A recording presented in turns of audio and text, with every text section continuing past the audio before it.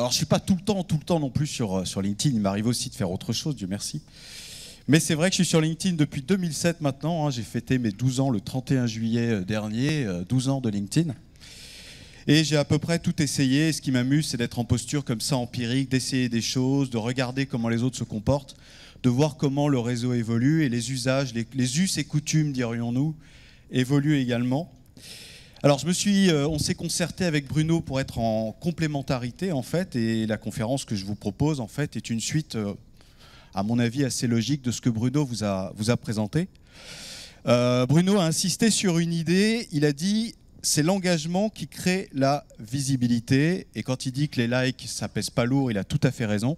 Les likes, c'est vraiment un signal faible, et donc ce qu'il faut privilégier, c'est plutôt les commentaires. Et là, en fait, ce que je vous propose, c'est de rentrer un peu plus dans l'aspect comportemental, presque psychologique, du comportement sur LinkedIn et éventuellement aussi sur d'autres réseaux sociaux. Alors, on va partir déjà du postulat de notre définition de départ qui est que... Est-ce que ça marche ou pas? Elle est allumée ta zapette. Voilà, yes. Voilà, j'ai mis un petit son pour nous ouvrir un peu les chakras. Hein. Et donc, on va partir de l'idée, hein, qui est celle de Loïc. C'est la définition de Loïc, une définition que je partage. Donc, le social selling, c'est l'art et la manière. Le son va s'arrêter, vous inquiétez pas, ça va pas être comme ça pendant 15 minutes. Donc, c'est l'art et la manière d'exploiter les réseaux sociaux pour développer ses ventes. D'accord? Soit dit en passant, l'expression social selling a été inventée par LinkedIn himself, il y a environ 5 ans. Donc ça n'est pas l'invention de Loïc, ni la mienne, ni celle de Bruno, c'est vraiment d'origine LinkedIn. Voilà, donc une fois qu'on a dit ça, on se dit, pour faire ça, on va agir sur LinkedIn, on va faire des commentaires, on va interagir, et donc, fatalement, il y a cette question du savoir-être digital. Comment on se comporte ? Quels sont les codes? Qu'est-ce qui fait que ça marche? Qu'est-ce qui fait que ça ne marche pas? Qu'est-ce qu'il faut faire pour se griller? Parce que oui, il y a des gens qui se grillent, je vais vous montrer quelques exemples. Ou en tout cas, sans pour autant se griller, qui se fabriquent avec le temps. Et c'est ça qui est intéressant, c'est que d'un point de vue psychologique, on est tous portés à cataloguer les gens. Hein. Vous connaissez l'expression on n'a jamais une deuxième chance de faire une première bonne impression.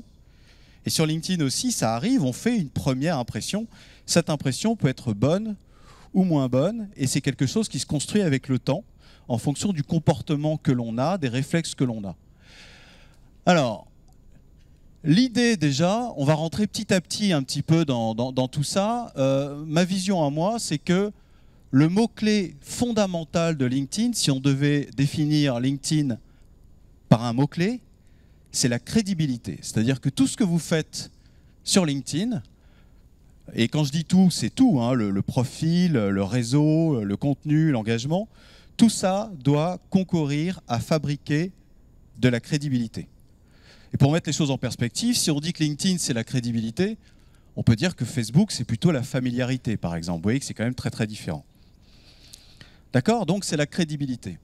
Est-ce qu'on peut vous faire confiance comme on peut faire confiance à une boussole? La crédibilité, c'est la capacité à devenir un repère, à s'installer sur le radar mental des gens qui vous intéressent, par exemple des prospects ou des employeurs potentiels, et de faire en sorte que quand ils vont cheminer et être assez avancés dans leur réflexion, eh ben c'est à vous qu'ils vont penser avant les autres, parce que vous avez su bâtir de la crédibilité. Allons maintenant un petit peu plus loin. Fondamentalement, et là encore c'est mon regard à moi, c'est-à-dire que ça peut tout à fait être discuté, mais fondamentalement, quelque chose qui est vraiment au cœur du comportement digital, c'est quand même la bienveillance. D'une manière générale, je vous conseille fortement de rester, quoi qu'il arrive, en posture de bienveillance. On est tous des humains, on peut réagir de manière un petit peu précipitée, un petit peu émotionnelle. Et on peut avoir tendance parfois à réagir de manière un petit peu négative. Il faut faire attention à ça, parce que dans les commentaires, dans ce que les gens, dans votre réseau ou ce que vous pouvez écrire, il peut y avoir des remontées acides qui sont assez désagréables. Alors je voudrais vous montrer quelques exemples de comportements dans lesquels la bienveillance est absente. Évidemment, j'ai flouté le nom des auteurs. Donc ça donne quoi quand on manque de bienveillance? Ici, vous avez un message privé que j'ai reçu d'un commercial. Donc, c'est quelqu'un qui m'a invité sur LinkedIn. J'ai accepté son invitation. Alors, c'est un commercial bourrin, comme disait Loïc ou Bruno. Et alors, dans les 2 heures qui ont suivi, il m'a envoyé ce message privé. Et je ne l'ai pas très bien reçu. Je ne sais pas comment vous le vivez. Là, j'ai mis un petit peu en encadré ce qui me semble pas très, disons, pas très bien avisé. Hein. Par exemple, est sans doute bien mieux que vous. Hein. Je vais faire votre téléphone à votre place, et sans doute bien mieux que vous. Au passage, il n'a pas tellement vu que j'étais un peu un staccanovis, comme a dit Bruno, Loïc, du social selling. C'est-à-dire qu'il pense que je passe mes journées à faire des appels téléphoniques de prospection dans le dur, comme on faisait au XXe siècle. Donc il dit, je vais faire du téléphone bien mieux que vous, et à la fin, je peux vous réserver du temps pour qu'on discute au téléphone, que je vois si vous correspondez au profil des partenaires avec qui j'aime travailler. Sous-entendu, je vais peut-être bosser avec toi, mais comme tu es tout petit, pas très intéressant, bah, je vais réfléchir et peut-être que non finalement. Alors, vous voyez, je ne sais pas comment vous réagissez vous, mais moi, quand j'ai lu ça, bon, voilà, quand je parle de remontée acide, c'est quand même pas mal ça. Ce qui est intéressant, c'est qu'il conclut avec ce que j'appelle une question suicide. Hein, on parle un peu de technique de vente. C'est la question fermée, hein, oui ou non, et si c'est non, ben je suis mort. Donc intéressé ou non. Vous notez que j'ai répondu, ben non. Ben non, je ne suis pas intéressé, non. J'ai même pas fait l'effort de mettre un N majuscule à non.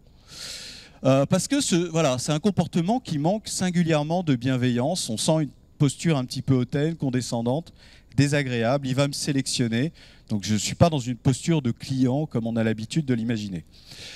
Un autre exemple de comportement, et là c'est complètement différent, ça c'est un commentaire dans un fil de commentaires, parce que quand un post fonctionne, il va générer un fil de commentaires, et on rentre un peu dans un mini forum de discussion.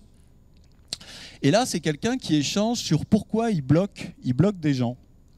Alors lui c'est quelqu'un qui décide que ben ouais, il faut bloquer des gens, parce que les gens qui ne sont pas d'accord avec nous, c'est un peu des chiens qui aboient derrière la caravane.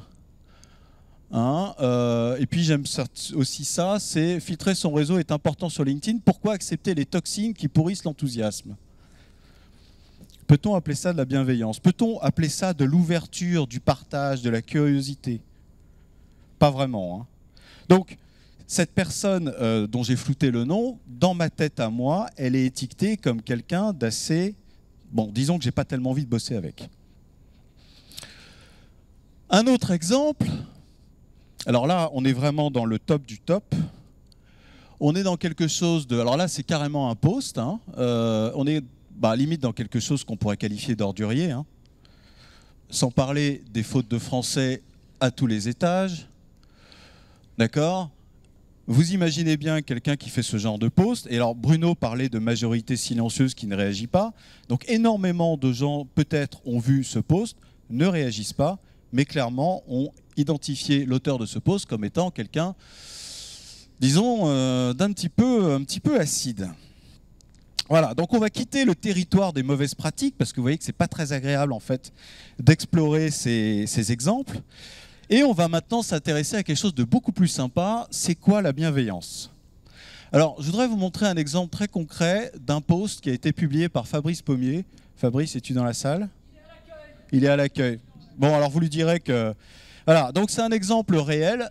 Pour moi, c'est vraiment un exemple de bienveillance à tous les étages. C'est-à-dire que son post parle de bienveillance, et en plus, il le fait de manière bienveillante. C'est-à-dire que là, en fait, c'est un post, donc vous le voyez ici sur l'auberge espagnole, d'accord? Et son idée est intéressante, c'est-à-dire que sur les réseaux sociaux, c'est l'auberge espagnole. C'est quoi une auberge espagnole? C'est un endroit dans lequel on trouve ce que l'on apporte.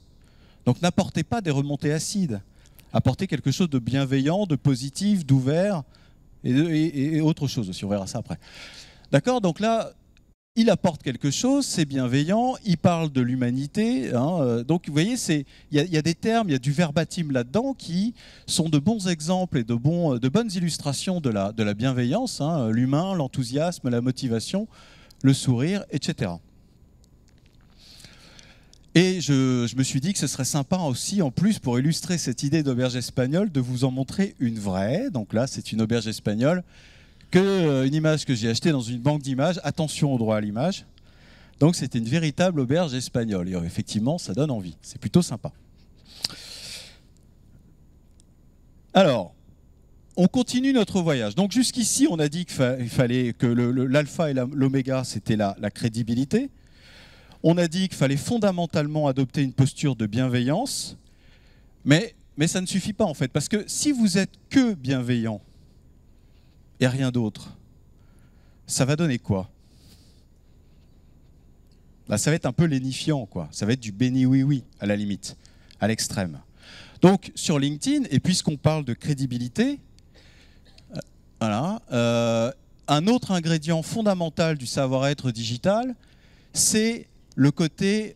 Alors, j'ai pas mis la constructivité, parce que c'est pas très beau, j'ai préféré écrire que sur LinkedIn, d'une manière générale, il faut être constructif. Et ça, à mon avis, c'est aussi important que la bienveillance.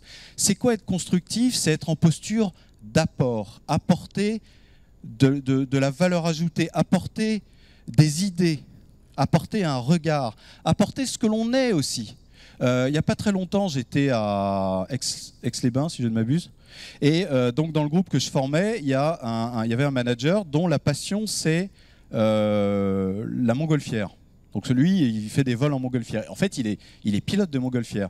Et il m'a demandé, est-ce que je dois montrer des photos de vols en montgolfière ou des vidéos sur LinkedIn? Et je lui ai dit, mais oui, c'est génial, ça participe de ton humanité, de qui tu es, et apporter des images qui sont rares, parce qu'on n'a pas tellement d'images prises depuis une montgolfière, sans parler de films, ça aussi, c'est être constructif. Ça aussi, c'est être généreux, c'est être bienveillant. Alors, un autre exemple concret de qu'est-ce que c'est qu'être constructif. Donc, je reprends le post de notre ami Fabrice. Hein, là, en haut, vous voyez que c'est le bas du post qu'on a vu tout à l'heure. Et là, en fait, bon, moi, j'ai commenté le post de Fabrice en apportant mon regard. Et puis, Fabrice ajoute aussi son avis et il partage la définition de ce que c'est qu'une auberge espagnole. Donc, c'est un exemple assez simple mais très parlant de ce que c'est finalement que d'être constructif. Il y a vraiment un apport de valeur. Hein. C'est vraiment, on contribue, il faut être en posture de contribution. Est-ce qu'on contribue ou pas à faire cheminer nos interlocuteurs dans leur réflexion? Et quand Bruno parlait d'aider les gens, accompagner à mieux faire leur job, mieux faire son job, c'est finalement avancer dans des réflexions que l'on mène, par exemple sur la RGPD ou d'autres sujets. C'est ça, être constructif. Et je ne sais pas du tout combien de temps il me reste. Loïc, il me reste combien de temps? Oh my God. Alors, bienveillant et constructif, ça commence à devenir un peu plus complet. Donc voilà, à mon avis, il faut toujours se demander, suis-je bien en posture de bienveillance? Et surtout, peut-être même encore plus important, est-ce que je suis bien en posture de contribution? Là, on va aller encore un peu plus loin. Là, vous avez un exemple typique de post qui ne marche pas. Vous voyez que ça a généré juste un j'aime et un commentaire. Il y a eu un lien sortant, du coup ça a sans doute été pénalisé par l'algorithme. Et en fait, on peut se demander, mais pourquoi ce post n'a pas fonctionné? Parce qu'il est quand même plutôt bienveillant en fait. Hein. Félicitations à l'équipe, c'est quand même sympa. C'est bienveillant, mais en même temps, est-ce que c'est vraiment constructif? Bah, pas tellement, parce que c'est simplement un fait, c'est simplement une info. Et l'idée, c'est de se dire qu'il y a un autre ingrédient qui nous manque. Et c'est ça c'est un peu l'ingrédient magique de l'engagement et de l'interaction sur LinkedIn. Ce n'est pas une allumette, l'ingrédient magique, c'est le procédé par lequel une allumette fonctionne, c'est-à-dire la friction.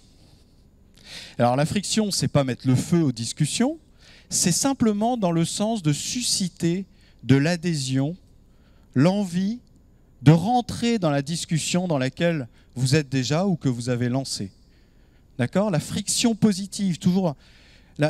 Comment finalement faire tourner, faire fonctionner, dans le bon sens du terme, cette discussion à laquelle vous participez. Alors un exemple concret. Là, je vous ai mis des verbatim, des exemples de friction. Par exemple, alors Loïc est assez fort là-dedans à faire de la friction.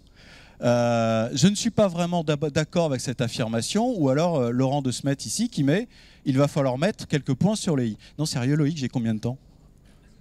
Ok. C'est stressant de... Ok, merci beaucoup. Alors, donc vous voyez, l'idée c'est ça, c'est-à-dire que si vous êtes tout le temps dans une posture trop bienveillante et sans jamais chercher de friction, eh ben la discussion elle va mourir.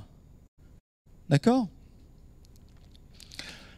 Alors, au-delà de ça, l'idée c'est de se demander quelle est la gradation, parce qu'en fait on a vu des exemples de verbatim qui génèrent de la friction, et je voulais vous montrer des exemples, disons crescendo, de commentaires ou de verbatim qui génèrent de la friction.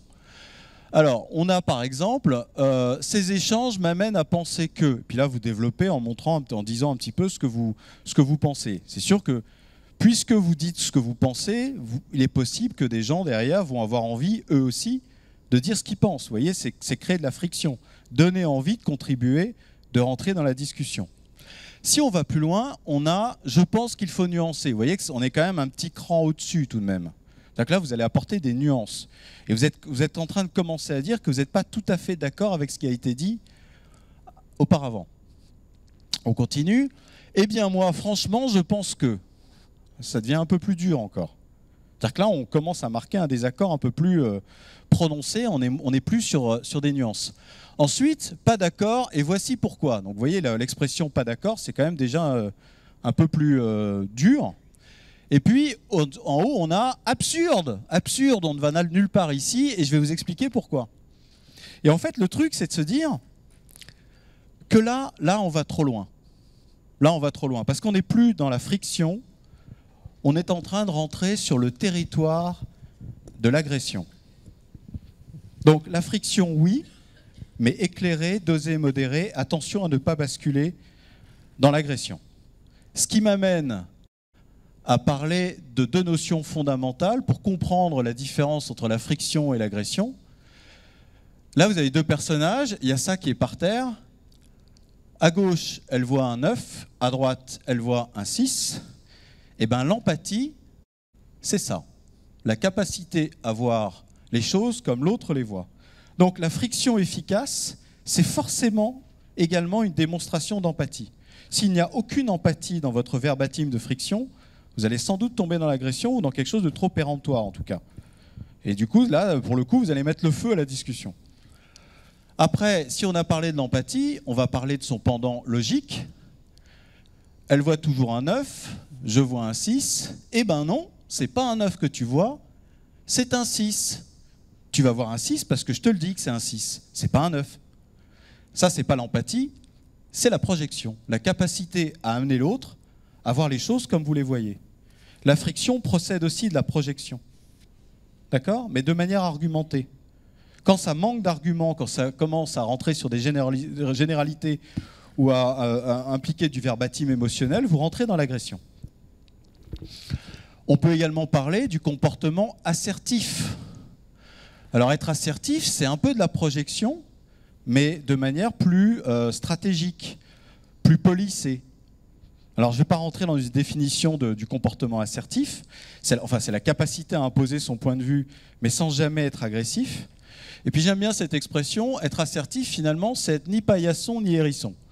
Et donc vous comprenez que si vous êtes trop paillasson, bah, vous êtes béni oui-oui, vous êtes trop dans la bienveillance, genre super intéressant, merci pour ce commentaire génial. Bah, là il n'y a aucune friction, c'est juste super, bon mais après ça meurt.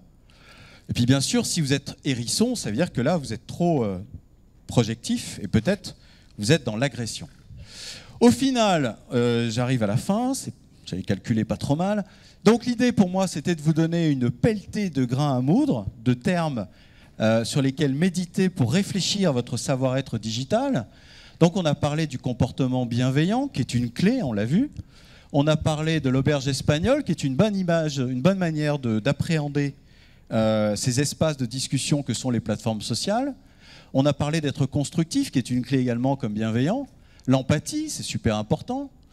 La projection, l'assertif, et puis, devinez quoi, la crédibilité, qui est quand même le mot le plus important, qui est au cœur du comportement adapté sur LinkedIn. Pour terminer, et je vais vous laisser là-dessus, je me suis dit que ce serait sympa de vous donner une sorte de petite équation. Une petite équation, j'étais nul en maths, mais l'équation, je savais à peu près ce que c'était quand même. Et au final, à mon avis, le savoir-être digital, c'est ça, c'est être bienveillant, mais toujours constructif, pondéré par la bonne dose de friction avec les ingrédients qu'on a vus. Mais d'une manière générale, à vous de jouer et gardez en tête la bienveillance.